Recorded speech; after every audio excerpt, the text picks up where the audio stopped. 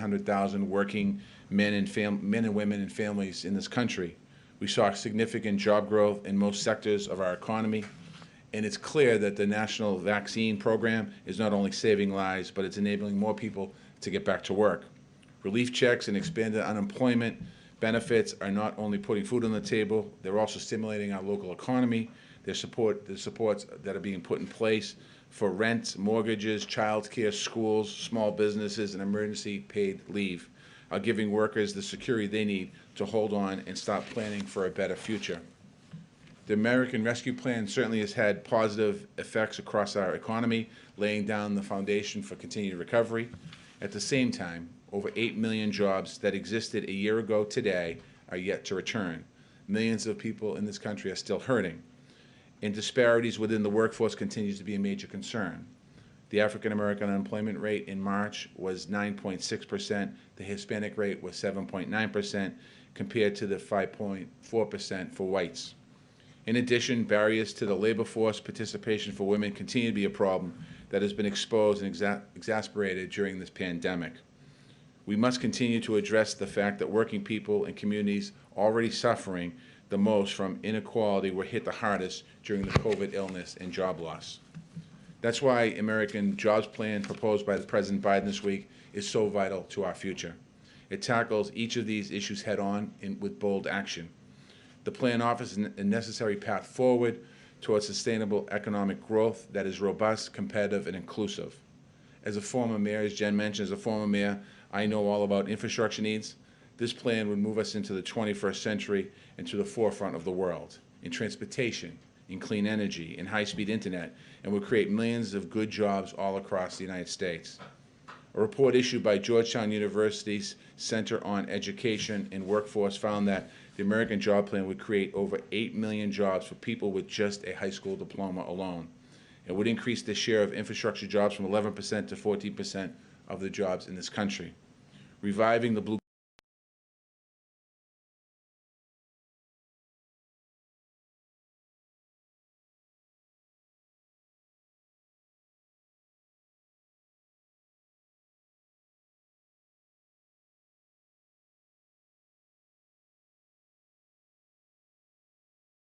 jobs. There's also a major investment in our caring professionals, an industry where 1 in 6 workers, who are disproportionately women of color, live in poverty. We've seen how much our families depend on child care and seniors' care over the last year. Those skilled, compassionate workers need and deserve a better deal. The American Jobs Plan would also double the number of registered apprenticeships to over 1 million, while ensuring these programs reach those who have been left out in the past. I've personally seen the benefits of union apprenticeships up close. As mayor, I launched an apprentice program as mayor and as a labor leader. I've seen them change lives of women and people of color in low-income communities in the city of Boston. For those reasons and many others, this plan that is the fuel to a true engine of our economy. The working people certainly will run off that. It's not only the numbers that tell the story of the economy. This is about the conversations Americans are having at kitchen tables all across our country. Over the last 2 weeks, I've talked to parents, I've talked to child care providers, I've talked to small business owners, members of the labor unions, frontline public employees and federal and local employees, mayors all across America, cities both large and small. I've talked to senators, I've talked to a couple of governors. They continue to be concerned about the situation and what they're seeing in their communities. But everyone seems to be optimistic and hopeful. They all see a pathway forward. Today's data shows while jobs are coming back, unemployment remains a necessary lifeline for too many people, for millions of Americans. But a new opportunity, a good job, providing for your family, building up your community, those are the things that will allow us to dream again. And that's exactly what we're working for in this administration and all across America. With that, I'll take some questions. All right, Andrea. Secretary Walsh, we've got some factory owners in the Midwest telling us that they're really struggling to get people to take their jobs. So if we're going to add 19 million jobs, where are the people who take those jobs going to come from? And how do you need to do extra training? Well, first of all, in this bill, there is job training money and there's workforce development money. And I think the biggest thing that what I've heard, a lot of workers are concerned about is COVID-19. People are still afraid of the impacts of COVID-19. Still too many deaths, too much loss of life. And I think that I know that the president's plan is a competent plan, a vaccine plan to get more and more shots out. And the president, I think, doubled down on his efforts the other day about the vaccine. He reaches his vaccine goal of 100 million vaccine shots, and now he's shooting towards the 200 million. That's going to make a difference. And I think what we've seen a little bit in some of the economy today, the numbers, is people feeling comfortable coming back into the workforce. People need to feel safe. The president stressed today, wear a mask, wash your hands with soap and warm water, physical distance, be careful, stay separate. All of those things are still very much you have to do, any state, any city in this country. There are gaps in even now, even even before COVID, there were gaps between what was available in terms of jobs and people who were willing to take them for sort of manufacturing positions and things like that. I mean, I think that the numbers right now, when you look at the numbers, we still have I think it's 8.4 million people out of work. And then there's another nearly 2 million people that are not in the workforce.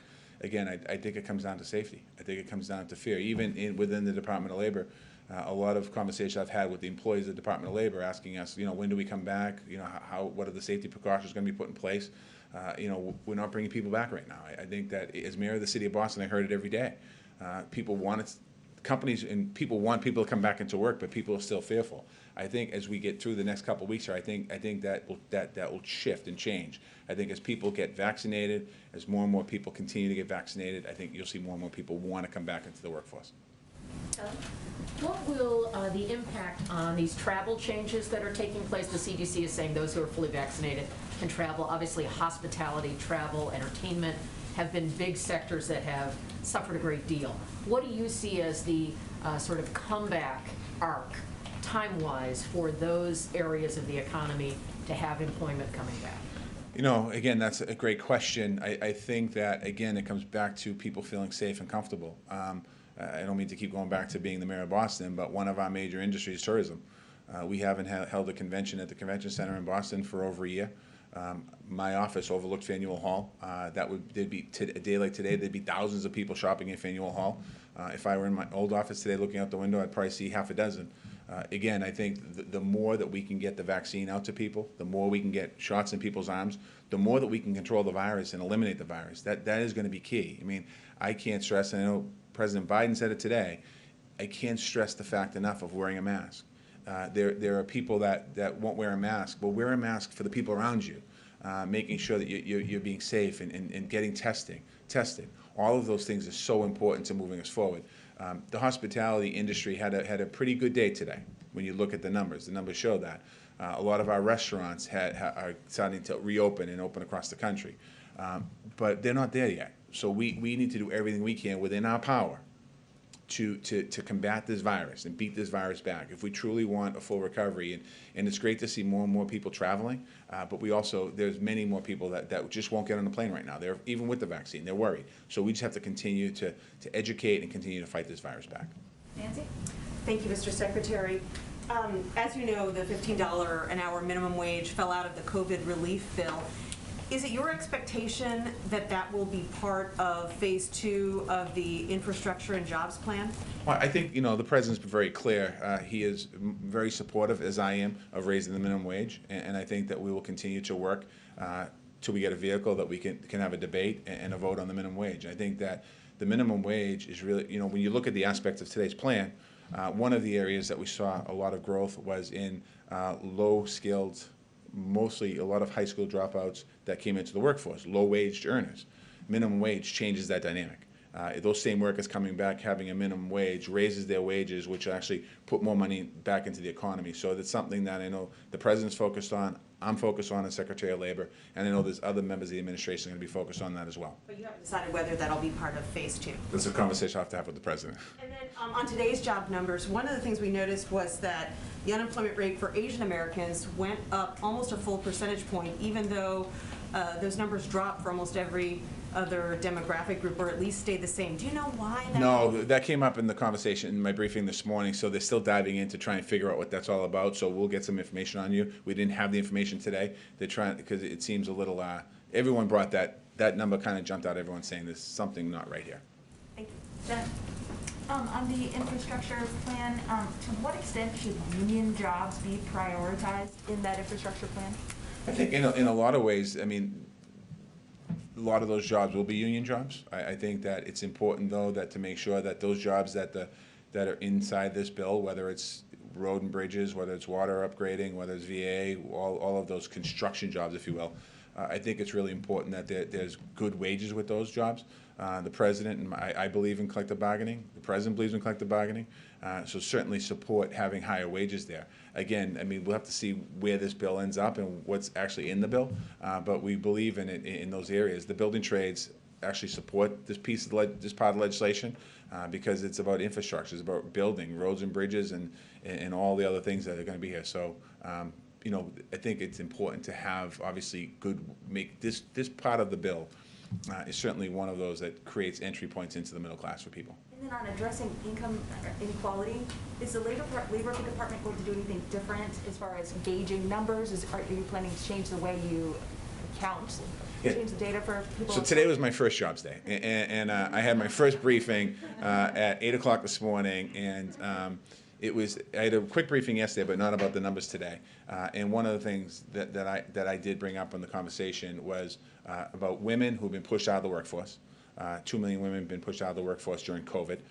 So we talked about that.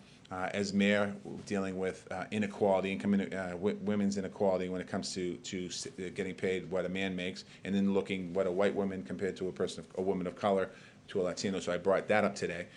So what I want to do is do deeper dives with these stats because you can't fix a problem. Well, the stats are there, but you can't address a problem correctly if you don't have the stats. So I have a whole different group of people now, economists, that are going to help me with this, and I intend on using that to help close these gaps, and people of color as well. Close these gaps is important. And part of the American Jobs Plan, you know, when we think about as it goes through its process through Congress, we think about what the numbers say, and how do we create and draw up programs through workforce development, registered or union apprenticeships, and other places. How can we make sure that those investments are targeted? So those are all things that we can collectively do, and also work with commerce, work with transportation, all of my colleagues, other secretaries, because this issue of inequality is not just a labor issue; it's all across the board. Darlene? Thank you. 916,000 jobs. Do you think that pace of hiring is sustainable? I hope so. I was asked a question like that earlier today. You know, again, there's too many variables with the virus to say that next month could be better. You know, when we think about the summer, you know, if you go back to a year ago, the virus was at its surging. And then the months of May, June, July, August, September, we started to get back. It started to look good, and people started to come back out and go to work. And then the holidays came, and we saw a spike after Thanksgiving, and we saw another spike after Christmas. And I think that, you know, the virus is unpredictable. That's why I think there's a couple different components here. The American Jobs Plan, pushing to get that passed is key. Number one. Number two, making sure we continue to have, when the CDC's up here talking about wearing masks and the need to be careful, we have to pay attention to that. And then all of the other questions that I've gotten today, whether it's women in the workforce or factory workers not wanting to come back, all of that's connected. So I just think we have to continue a plan, and you know, I'm confident that, you know, when President Biden got sworn in, he came up with a COVID plan right off the bat. He had a direction where he wanted to go. He's been talking about the vaccinations, 100 days, 100 million, doubling that number up. So what he's laid out is working. Now we just need to continue to work with our partners in state and local governments. We need to work with our governors. We need to work with our mayors, our town managers, our city councilors, our town council. We have to continue to work collectively with all those groups. Last one.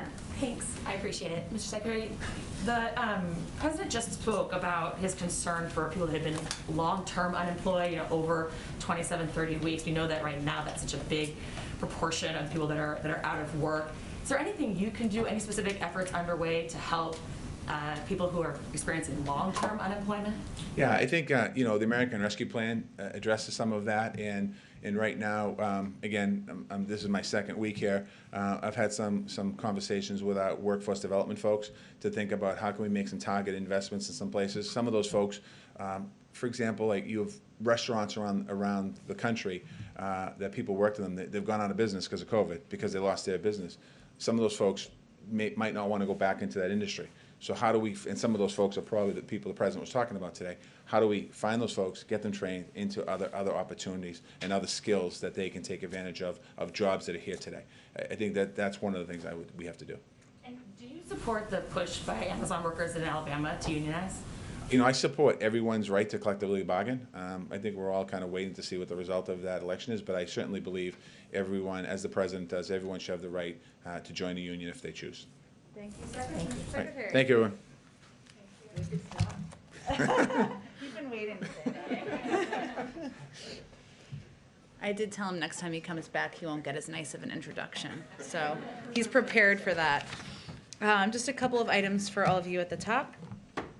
3 new reports over the last 24 hours underscore the critical importance of passing the American Jobs Plan, the jobs it will create, the type of workers who will benefit from it, and why we can pay for it by asking big corporations to pay their fair share. First are the jobs. A report from Moody's Analytics that came out yesterday afternoon projects that the economy will create 19 million jobs over the next decade if Congress passes the American Jobs Plan. Moody's also projects that the plan will help reduce the unemployment rate and drive up labor force participation on a sustained basis over the decade. A lot of the benefits will continue once the American Rescue Plan is played through. Second are the blue-collar workers who are going to benefit from this plan. According to another report from Georgetown University's Center on Education and the Workforce, an investment like the jobs plan would, quote, reverse a long-term decline in jobs and earnings for those with high school diplomas or less, which Secretary Walsh already touched on, creating 8 million jobs for this population. Create jobs at every education level, but the majority of infrastructure jobs will be for people with no more than a high school diploma. Finally, is why we can pay for this once-in-a-century investment in jobs and growth by asking corporations to pay their fair share. Another new report, people were busy reporting yesterday, by the Institution on Taxation and Economic Policy revealed that 55 big corporations paid $0 in federal taxes on 2020 profits. In fact, these companies actually received billions of dollars in tax refunds. So we believe they can pay more of their fair share so that we can help fund this, this once-in-a-generation investment. A couple of other scheduling announcements. President Biden looks forward to welcoming Prime Minister Suga to the White House on the Japanese Prime Minister, in case you all were not following, to the White House on Friday, April 16th. This will be our first in-person visit from a foreign leader in the Biden-Harris administration, reflecting the importance we place on our bilateral relationship with Japan and our friendship and partnership with the Japanese people. We look forward to sharing more details, of course, in the days to come. Finally, on a week ahead, on Monday, the president, well, there will be no Easter egg roll next year. We'll do a big one, but he will deliver remarks on the tradition of Easter at the White House. On Tuesday, he will participate in an event on the state of vaccinations. And on Wednesday, he will participate, the president will participate in an event on the historic investment in the American Jobs Plan. With that, Darlene. Thank you, Jen. I wanted to ask you, I have a COVID question. Sure. And just a little while ago, we heard the president appeal again to people to take the coronavirus seriously, saying that, too many people are acting as if this fight is over, and it's not. So I'm wondering, why does the president think, or you or the White House or the COVID team, why do you think this message isn't breaking through for some people? Why does he have to keep saying it again and again and again? Well, we have always anticipated that there would be ups and downs, and that's why the president, the vice president, and all of us have continued to reiterate that we are at war with the virus, that we need to be vigilant, and that's a message you've heard from him and members of our health team throughout the past several months, even when people were feeling more and more confident out in the American public. We don't view the observation of public health guidelines as a political step. We view it as a step that helps save lives. Some people view it otherwise. But what our focus is on ensuring that we are expediting getting vaccinations out to pharmacies, doubling the number of pharmacies that have them, more than doubling, expediting, increasing the amount of vaccines that are going out to states, which we saw a dramatic increase in that. And we're also working with local mayors, business owners, and at the individual level to continue to reiterate what has long been our consistent message.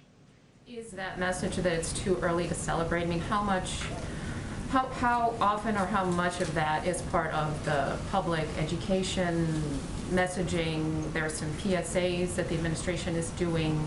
How much of that message is part of that campaign? The big focus of the public campaign is we can do this and that it's important to take the vaccine. And obviously partnering that public messaging with our efforts to expedite in getting more vaccines out, increasing the number of vaccination sites, the number of vaccinators. We're doing those in partnership and also working and investing, I should say, a significant amount of our public education efforts in local partners, which we've seen to be the most effective effort. So that's one of the reasons why that is where the majority of our funding for that public campaign is going. And one other quick question regarding the call the president had today with the president of Ukraine. Yeah. Are you able to say if Donald Trump and the investigation that he sought into the Bidens from the Ukrainian government, did that come up at all during the conversation? I know we've put out a readout of the call. I'm not aware of that coming up on the call. Yeah, that was not in the readout. Okay, thank you. Sure, go ahead. So just to back up on Ukraine, are you concerned about Russian disinformation about the activities at the border? This has been a continuing theme, and then I have another one after that. You're absolutely. You are absolutely right, Andrea. It has been a continuing theme. We've seen this movie before, the disinformation campaign that Russia has implemented in the past as it relates to their aggressions at the border of Ukraine. So that is certainly something we are watching. We are concerned about, and we will continue to communicate from here, but also with our partners in Europe about. Okay, and then just on the sort of jobs and infrastructure package, Reuters polls sort of show wide support for the infrastructure package and even for corporate tax increases. But when Reuters asks Republicans, the support is very partisan. So and there's a sense that Republicans will not support anything that has basically a Democratic president's name on it. How do you change that dynamic? The president talked about it just before, and said he thinks that Republican voters will speak, but our polling shows that they're going to follow the leader.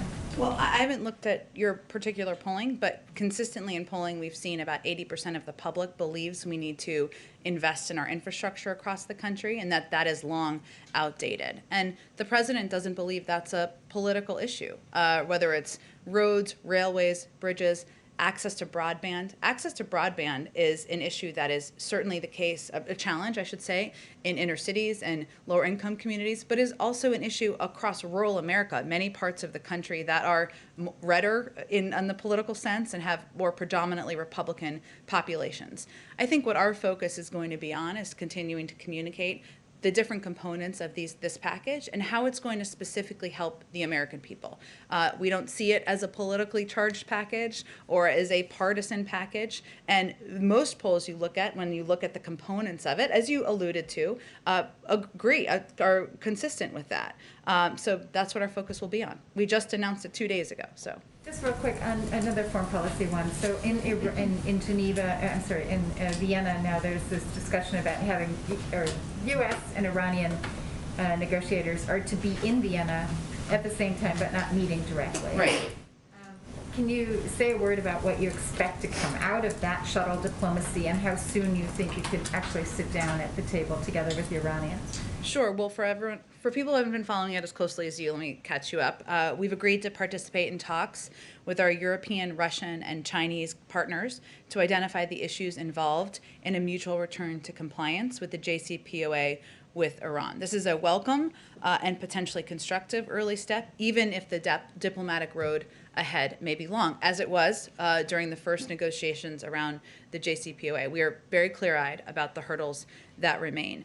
These talks will be structured around working groups that the EU is going to form with the remaining partners in the JCPOA, including Iran. And the primary issues that will be discussed are the nuclear steps that Iran would need to take in order to return to compliance with the JCPOA, and the sanctions relief steps the United States would need to take in order to return to compliance as well. We don't anticipate presently that there will be direct talks between the United States and Iran through the process, though we certainly remain open to them. Go ahead, Kelly. On the southern border of the United States, Customs and Border Protection has some new preliminary numbers about unaccompanied minors crossing in March, and they are way, way up. 18,500, again, preliminary number, but a big jump, suggesting it's more than seasonal, suggesting it's more than just the conditions on the ground. Is there a sense now that the administration needs to do something different in terms of the message of this is not the time to come, but children who are unaccompanied will be protected and cared for and be able to stay? Is there any movement on that as the message? That continues to be our message, and we continue to look for ways to project it more broadly and more effectively in the region. But that is a sliver of what our efforts are, and we don't feel that simply telling people with more PSAs not to come, that is going to be the only way to reduce the number of people who are taking the journey. So in addition to that, we of course have these conversations that started last week that will be ongoing and will continue with our envoy and our officials who will be working with governments and officials in the Northern Triangle to talk about addressing conditions and talk about reducing the temptation to travel. Some of that will of course be aid and assistance and a discussion of that. The president's proposed $4 billion in his own plan, but some of it will be, of course, continuing to communicate directly with the region. And we also will continue to reiterate that our policy remains in place in terms of implementing Title 42 authority, and that the vast majority of adults are turned away. These numbers are certainly, we are not naive about the challenge, but what our focus is on is solutions and actions to help address the unaccompanied minors who are coming across the border and making it less of an incentive to come, including also continuing to implement the Central American Minors Program so kids can apply and people under 18 can apply from in-country. Does the president see the vice president's role in stewardship of this issue, dealing with more than diplomacy and dealing with some of the operational issues that are being dealt with along the border with the Bureau and Border Patrol and HHS? No, that's a role that, of course, the Department of Homeland Security is playing. Alan Mayorkas, the secretary, who has a great deal of experience dealing with challenges at the border and implementing it. Now we also have a Secretary of Health and Human Services who is in place, who can work in partnership, and they have oversight, as you know, over a number of the shelters, and that's a key part of the partnership. But the vice president's role is really focused on the Northern Triangle. Go ahead. Following up there, if it's such a pressing issue, I know you've been asked this in the room before, but it's such a pressing issue, why hasn't the administration named a CBP commissioner or an ICE director yet? Those are certainly important roles and ones that we are eager to fill. I don't have an update on the personnel there, but we also have a number of experienced leaders, including the Secretary of Homeland Security, who had served as Deputy Secretary in the past, and others throughout the agencies who are implementing our work on a daily basis. Just last week, you were asked if there was a consideration for immigrant in particular to be in either of those spots. You said you talked to the president about that. You had that conversation with him. Does he think that's important? I don't have anything more about what characteristics will go into the personnel other than somebody who's qualified and, of course, prepared to implement as quickly as possible. But we don't have a shortage of talented, experienced, qualified personnel addressing these issues. That's not the biggest challenge we're focusing on right now. The biggest challenge is expediting processing, ensuring we have more shelters available. We've made some progress in those areas, but there's still certainly more work to be done.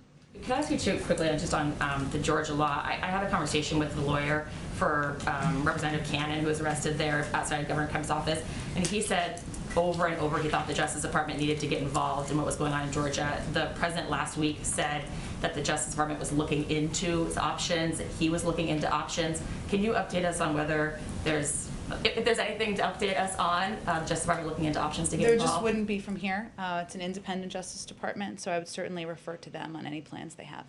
And any response from the White House to get involved? I mean, any update on whether the White House in any way will respond to the Georgia law? Well, beyond the Department of Justice? I mean, so is that it will only come from the Justice Department? So I don't really understand your question. The president said he was looking into his options. So Yeah. Are there any other options beyond what we would see from the Justice Department? Well, I think there's one category, right, of legal action. We'd leave that in the Department of Justice hands. They're an independent agency, right, in that sense. They'll make independent decisions, I should say. The president, I think, was referring broadly to the importance of continuing to advocate for the expansion of voter access and the expansion of making it easier for people to use their civic duty to elect officials. So there are obviously pieces of legislation that are working their way through Congress. That's a way he'll continue to be involved. He will continue to communicate with and work with leaders like Stacey Abrams and others who are, implementing grassroots activism across the country. So there are a lot of roles the president can play. I would just put it in a different category than whether there's a Department of Justice legal step, because that would be up to the Attorney General. Go ahead. Thanks, Jen. On the issue of voting rights, the president said that he would support Major League Baseball moving the All-Star Game out of Atlanta. Now a similar bill has passed the state Senate in Texas. So does the president believe that Texas businesses should move out of the state or boycott the state if this bill is signed into law? Well, first he didn't call for businesses to boycott. Businesses have made that decision themselves, of course. He also was not dictating that Major League Baseball move their game out of Georgia. He was conveying that if that was a decision that was made, that he would certainly support that. And that's true in the context of the remarks he made in that interview. What does the president believe the responsibility of businesses is in this debate? They're in terms of activism or taking... When it comes to voting rights bills in the states where they reside and where they call home, what does the president believe the responsibility is of businesses when it comes to this issue of voting rights? Well, the president has made his view clear that he believes that he has major concerns about the bill passed in Georgia. He's consistently argued it should be easier and not harder to vote. And he believes that making it a criminal act to deliver water to people waiting in line is not making it easier. We're also not calling from here for specific actions from businesses.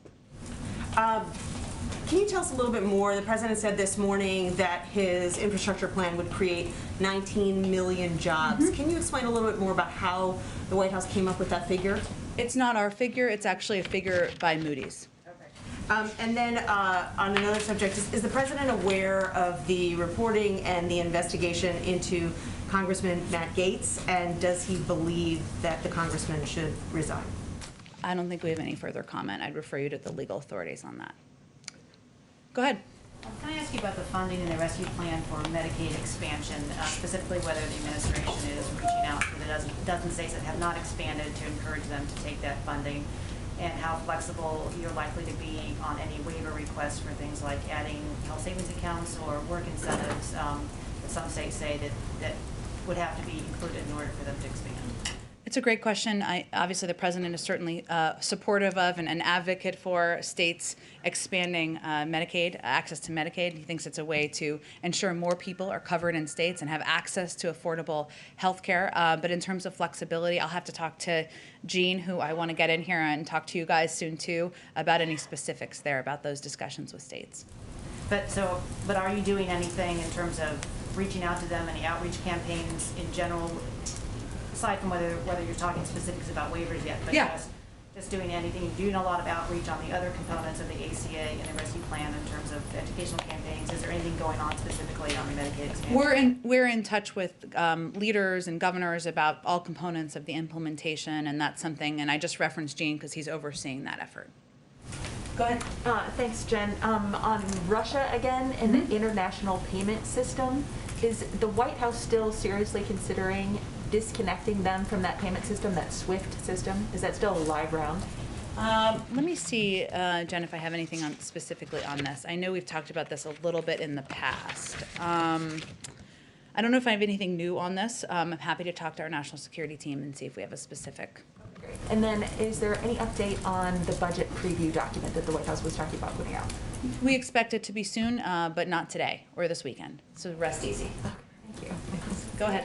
Thanks, Jen. I have a couple different questions. I wanted to ask about the president's Easter plans, because he said on his phone call with faith and family community leaders that he would probably get together with family for Easter because they've all been vaccinated. So what kind of message is that sending if he's asking Americans not to have small gatherings until the 4th of July, but he's saying he'll be with family for Easter? So can you clarify how big family? Well, I don't have a specific number of family members, but I can assure you that the president strives to be a role model in every aspect of how he's living in this difficult time we're all going through. He obviously has a wife he's been married to for some time. He has a couple grandkids who he sees when he goes to Delaware, but it's a limited group and certainly not the big Irish Biden clan that many of you have seen throughout the course of his time in public office. His immediate family have been vaccinated. I don't have any more updates on his immediate family. Did you have another question? I did want to ask about one question about Congressman Matt Gaetz. Is the White House concerned that since he sits on the Judiciary Committee, which oversees the Justice Department, which is investigating him, should he at least step down from that committee as that example? Those are decisions that we'll let leaders in Congress make. Go ahead. Thank you, ma'am. A couple quick questions. During the pandemic, we've seen deaths of despair increase, and there's concern with regards to the designation of fentanyl analogs as Schedule 1. I'm hearing from folks on Capitol Hill that because the substance expires on May 1st, they're worried that if the that Scheduling 1 of fentanyl analogs doesn't get renewed by May 1st, that more of that drug could come across the southern border. I know Manchin and Portman have a bill on this. Yeah. Does the president support making analogs permanently Schedule 1? It's a really good question. I know that in terms of addressing the flow at the border, that would certainly be the State Department to address. I'll have to talk to our legislative team about kind of our role in this legislation. I'll follow up. And then, the president have voiced his support for MLB making a decision about the All-Star game in Georgia. I'm wondering, when can we expect a final determination from the president about the United States participating in the Beijing Olympics, given that he said the Chinese president doesn't have a democratic bone in his body? Well, I think the U.S. Olympic Committee would play a big role in on Major League Baseball here in the United States. He actually didn't. I think I don't know if you heard the answer that happened a few minutes ago, where we addressed this, and I answered the question. So and I give a little more context, but maybe you weren't paying attention to that part. Let's go to the go ahead in the back. I have a question and one from a colleague who cannot be with us. The first one is we've seen a surge of cases in Canada, in Quebec, in Ontario in particular. We repeat that the best way to break surges are vaccinate fast and as much as possible. Trying to understand why the U.S. wouldn't loan more doses to Canada. Well, as you all know, and I think everybody in here knows, we are loaning approximately 1.5 million doses of AstraZeneca to Canada, allowing them to receive doses sooner than they would through the normal procurement process. And we agree that the vaccine, the virus, I should say, knows no borders, and it's important to play a role in our global effort to get the pandemic under control. But the president, as the president of the United States, his focus is on ensuring adult Americans and the American people are vaccinated. As we've seen, as we've been talking about a little bit in this briefing, we know there are going to be ups and downs in that, and we've seen some areas where the virus numbers have gone up from what they have been before. We know this is going to be an up and down war against this virus, so that's where our focus needs to remain. But we remain open to the requests that are coming in from Canada to other countries around the world. We'll continue to discuss them. Because you were talking about the virus, of course, not respecting borders, and so I have side questions on this, because the fastest Canadians will be vaccinated, the earliest we could open the border. And has it been, do you know if it's been evaluated how much it would help the U.S. economy and the growth of new jobs if the restrictions at the border were quickly loosened? I don't have any numbers on that. I will say that we certainly are eager to continue the constructive, productive relationship we have with the government of Canada, with the people of Canada. But our first priority right now is defeating the virus and ensuring the American people are vaccinated. And my last question is from Lalit Jha, our colleague from the Press Trust of India. Can you tell more about the possibility, because India and South Africa have made a formal request of the WTO about lifting intellectual property protections for COVID vaccine and treatment. Is the U.S. ready to consider this? I know we've been asked about this before, but I don't have any update on it. Sure, go ahead. Just to follow up on the budget, is there a reason why it was delayed? We heard it was coming this week, so is there any reason why it was delayed? I expect it to be very soon, and I don't have an exact day for you, but I expect it to be quite soon. I wouldn't read into it more than that. Okay, and then on the infrastructure package, we saw that the president during the campaign released a much larger package that would address climate change needs in a much bigger way than this package does. Should we expect the White House to release more proposals for spending in a way that would address climate change and infrastructure that's in line with what he proposed during the campaign? Well, first let me say that this package recognizes the profound urgency and existential threat of the climate crisis, and it recognizes the opportunity before us to rebuild our nation's infrastructure, power our nation with clean energy, and right the wrongs of past environmental justice. There is a significant amount in this package on climate green jobs. It will position the U.S. to meet President Biden's goals of creating a carbon-neutral power sector by 2035 and a clean energy economy by 2050. So it has a lot of good work in there by building modern, sustainable, and resilient infrastructure, ensuring clean, safe drinking water is a right and available to all communities, revolutionizing electric vehicle manufacturing, mobilizing the next generation of conservation and resilience workers. But climate and the crisis is a priority. It's one of the 4 crises the president has talked about being a priority for him as president. And certainly this is not the end of our work in addressing the climate crisis. So there could be a round 2 or perhaps in terms of addressing some of this with more spending? I expect we'll continue to work on solutions and options for addressing the climate crisis. But this package, that's been proposed, this $2 trillion package, is a climate bill in many ways, and there's a lot of work in there that is going to help revolutionize the clean energy jobs market. Go ahead in the back. Jen, you talked about the new CDC guidelines earlier for travel. Yeah. And if you're fully vaccinated, you don't need to have a COVID test if you're traveling abroad. How do you police that? How do we release it? Police that. Oh, police that. I mean, do you have vaccine passports? That's a private sector initiative, and one that we expect that they would be the drivers of to determine. It's just, these are public health guidelines in terms of what is safe, and that's why the CDC updated them. But when you heard Marty Walsh talking about how people are wary about coming back to work because of these things, do you think that there might come a time where you need to have vaccine passports, which will kind of be your gateway to carrying on normal life? Again, this was a proposal made. A lot of private sector industries and companies, whether it's the airlines or even venues where they're looking forward to having big ticket events or soccer games, they're looking for ways to figure out how they can bring people back to normal and make things normal again. So this is really driven by the private sector, and we'll see what they come up with. No role for government in this. Oh, okay. Yes. Yes. Yeah. There's a security situation at the U.S. Capitol that I know you're not aware of right now. Can you just remind us, with the president not on campus here, who's with him to brief him on issues?